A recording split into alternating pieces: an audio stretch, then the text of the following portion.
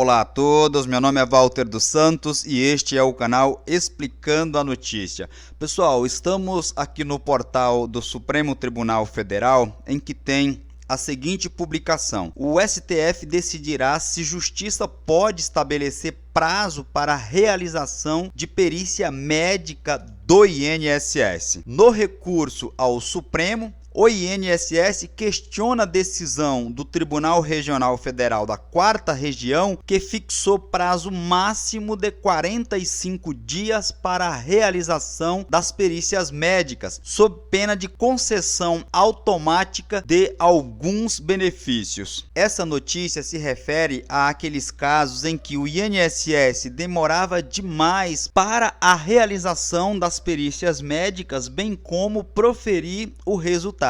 Em razão disso, muitos segurados ingressaram com ação e o Tribunal Regional Federal da 4ª Região acabou proferindo essa decisão e disse: olha, INSS, se vocês não realizarem as perícias médicas dentro desse prazo, estarão a partir de agora obrigados a implantar o benefício. Em outras palavras, concede-se o benefício para o segurado que está aguardando para ser submetido à perícia médica e depois discute-se se essa pessoa tem ou não razão. Pessoal, antes de prosseguirmos com as explicações, eu gostaria que vocês conhecessem este site, revelado método simples para resgatar todo o dinheiro que você pagou indevidamente nos últimos 5 anos. O direito escondido de 100% dos brasileiros que quase ninguém conhece. Acesse o primeiro link na descrição deste vídeo e saiba como receber seu dinheiro de volta. Em resumo, foi isso. Só que diante disso, como vocês perceberão na sequência, o INSS questionou essa imposição feita pelo Tribunal Regional Federal da 4ª Região. E aí nós temos que o Supremo Tribunal Federal, o STF, irá agora decidir se o judiciário, como foi o caso do TRF4, pode ou não estabelecer prazo para o Instituto Nacional do Seguro Social, o INSS, realizar a perícia médica nos segurados e determinar a implantação do benefício previdenciário pedido. Ou seja, o INSS está dizendo: o Poder Judiciário pode me obrigar, pode estipular um prazo para que eu cumpra. E caso eu não cumpra, eu, INSS, não cumpra esse prazo, tenho que conceder o benefício independentemente de saber se a pessoa tem direito ou não, de acordo com a sua doença, pois eu não tenho ainda o laudo médico, não tenho ainda o resultado da perícia, caso o exame não ocorra no prazo. Diante disto, por unanimidade, ou seja, todos os ministros reconheceram a repercussão geral do recurso extraordinário, que tem como relator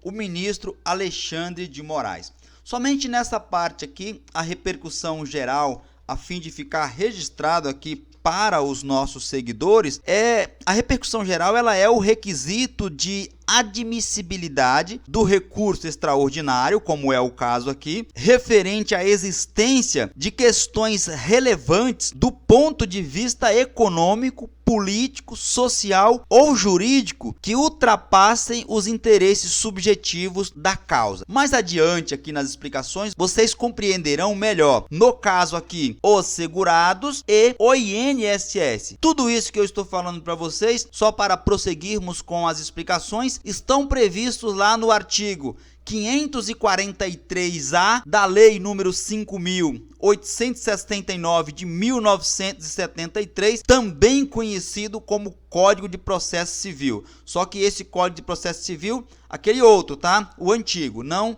o mais moderno, agora que é o de 2015, entrou em vigor em 2016. Apenas para conhecimento, vamos prosseguir. A ação civil pública, esse caso que eu acabei de falar para vocês, ele é proveniente de uma ação civil pública ajuizada, movida pelo Ministério Público Federal, lá em Santa Catarina, região sul, portanto, e na primeira instância foi determinado, como dissemos anteriormente, que o INSS realizasse as perícias necessárias para a concessão de benefícios previdenciários e assistenciais. Quais são esses benefícios previdenciários e assistenciais? Vamos a eles. O auxílio-doença é um benefício previdenciário, a aposentadoria por invalidez, a pensão por morte, o benefício assistencial de prestação continuada. Na verdade é o BPC, benefício de prestação continuada. Este é um benefício assistencial às pessoas com deficiência. E essa perícia deveria ser realizada no prazo de 15 dias a contar do requerimento do benefício. Ou seja, começaria a contar esses 15 dias desde o primeiro dia que a pessoa chegou lá e fez o requerimento do benefício junto ao INSS. Caso não fosse observado esse prazo, se o INSS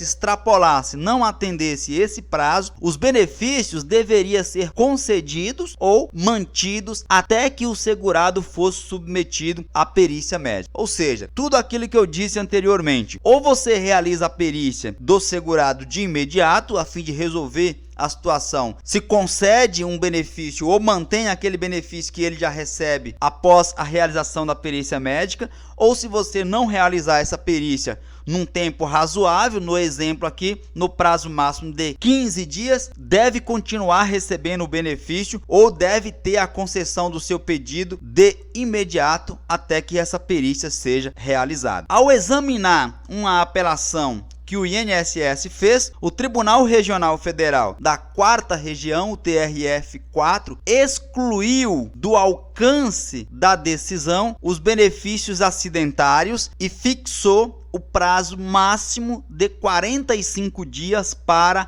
a realização das perícias médicas. Aí sim, sob pena de implantação, concessão automática do benefício previdenciário requerido com a possibilidade de utilização do sistema de credenciamento temporário de peritos médicos. Entretanto, nós sabemos que a concessão do benefício tão logo seja requerido pelo segurado, isto evidentemente causa um impacto econômico. E sobre o impacto, vejamos, no recurso ajuizado perante o Supremo Tribunal Federal, o INSS questiona essas duas ordens jurídicas que eu falei para vocês acima, obrigando o INSS a realizar as perícias médicas em prazo máximo de 45 dias, no caso da última decisão do TRF4, sob pena de implantação automática dos benefícios. E aí, eles alegam que a determinação ofende, vai contra o princípio da separação dos poderes, já que cabe privativamente ao executivo gerir, organizar e estruturar o atendimento aos segurados da Previdência Social. O INSS está dizendo aqui, ora, a Previdência ela é gerida pelo Poder Executivo, pelo Presidente da República. O Poder Judiciário é outro poder, não pode aqui imiscuir, adentrar na administração do Poder Executivo. E aí, o ministro Alexandre de Moraes destacou a importância, lembra que eu falei da repercussão geral? Preste atenção aqui, a importância do tema para o cenário político, social e jurídico, aí é onde entra a repercussão geral. E salientou que a questão ultrapassa o interesse das partes em disputa. Lembra que eu expliquei lá o que era a repercussão geral? É tudo isso que eu estou te falando aqui. A questão ultrapassa o interesse das partes envolvidas que estão em litígio, que estão em disputa. Salientou ainda que há inúmeras ações civis públicas em várias regiões do país que tratam do assunto, ou seja, ações semelhantes a esta.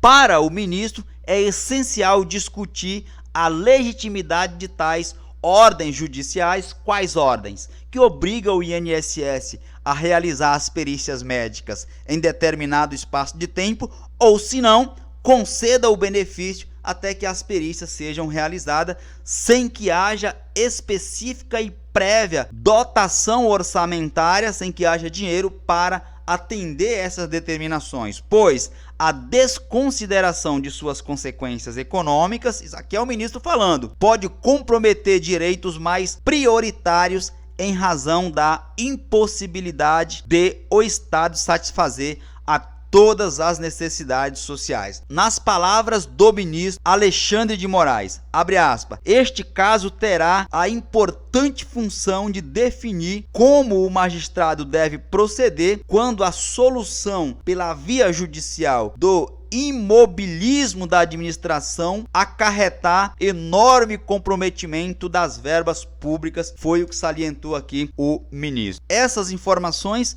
estão disponíveis nos autos do recurso extraordinário 171, 152, o link para vocês acessarem os processos relacionados a essas informações estará na descrição deste vídeo. Um forte abraço para vocês, fiquem todos atentos, até a minha próxima publicação.